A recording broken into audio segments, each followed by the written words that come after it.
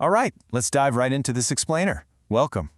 Today we're going to take a really vibrant sensory journey across three highly distinct regions to uncover the incredibly rich and diverse cultural tapestry of India. And we aren't just going to look at dry facts and figures here. We're going to explore the sights, the sounds, and the specific flavors that make these local histories so deeply fascinating. So let's kick things off with a pretty provocative question straight from our source text. What images of people and places actually come to your mind when you think of this country? You know, it is so easy to fall into this trap of a monolithic view of a nation's culture. But if we look just a little bit closer, we find these surprising and profound influences from the Portuguese, the Greeks, and the Arabs, all woven seamlessly right into the local fabric. And that brings us to our roadmap for today's three-stop tour. First up, the bakers of Goa. Second, Coorg, coffee and courage. And finally, Assam Sea of Tea. Starting off with Section 1, the bakers of Goa, nostalgia and Portuguese loaves. Picture this. We're beginning our journey in the warm, nostalgic atmosphere of Goa. The text paints this vivid, sensory picture of the region, noting how elders fondly reminisce about the old Portuguese days and, specifically, their famous loaves of bread. The eaters of these loaves might be long gone, but the makers, the furnaces, and the fire itself, they haven't been extinguished. The author recalls the rhythmic thud and jingle of the baker's bamboo staff. It was like a musical entry that used to literally wake children up from their sleep every single morning, prompting them to run out, not for the standard loaf, but for those special sweet bread bangles. Now, these bakers are known locally as patters. The patter is a traditional Goan village baker, and they're a highly respected community figure. It's usually a family profession passed down from father to son. Back in the day, they wore this peculiar single-piece, long frock that reached right down to the knees, known as a kabai. And baking, it was a highly profitable profession. The bakers, their families, their servants, they never starved. They always looked happy and prosperous.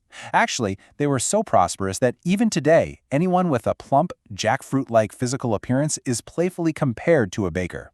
And looking at this, you really get a sense of how the baker was this colorful, permanent, and essential fixture of Goan daily life. He wasn't just dropping off food. He was a friend, a companion, and a guide to the village kids. The absolutely crucial takeaway here is just how deeply integrated the baker's furnace is into Goan culture.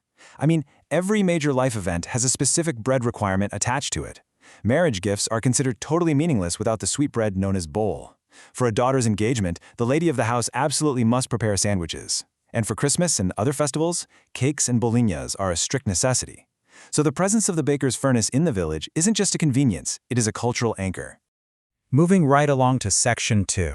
Coorg, coffee and courage, a piece of heaven. Let's completely shift our energy, change our climate, and travel midway between Mysore and the coastal town of Mangalore to Coorg. The fiercely independent people here, the Kodavus, possess martial traditions, marriage customs, and religious rites that are distinctly separate from the Hindu mainstream. And what's absolutely fascinating is how they got there. There are two main theories explaining their unique ancestry.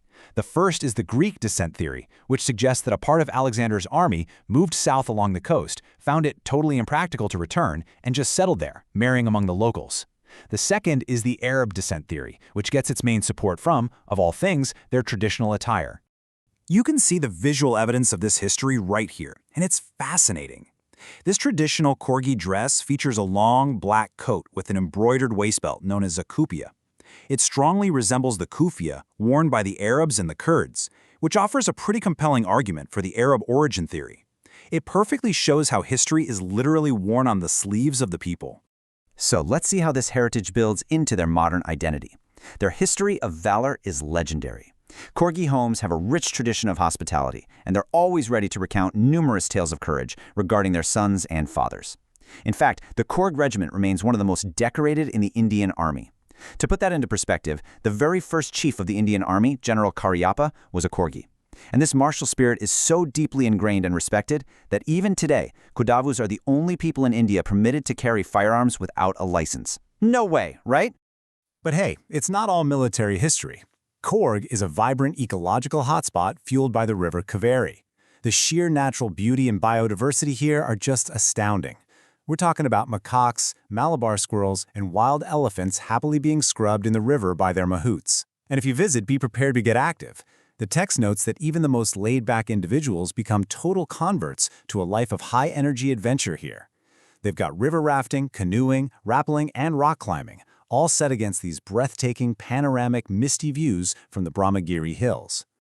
Okay, let's head to our third and final stop, Assam's CFT, the largest concentration of plantations in the world. We're going to change our pace once again, this time to the rhythmic clatter of a train ride into Assam. The scene opens wonderfully with the iconic, high-pitched call of a vendor screaming, "Chai garam, garam chai."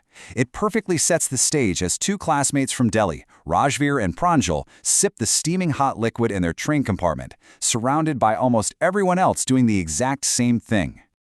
During this ride, Rajveer drops an absolutely staggering statistic on his friend. Get this. Over 80 crore, that is 800 million cups of tea, are drunk every single day throughout the world. That's a phenomenal figure that really highlights how this local Assamese crop literally fuels the daily routine of the entire globe.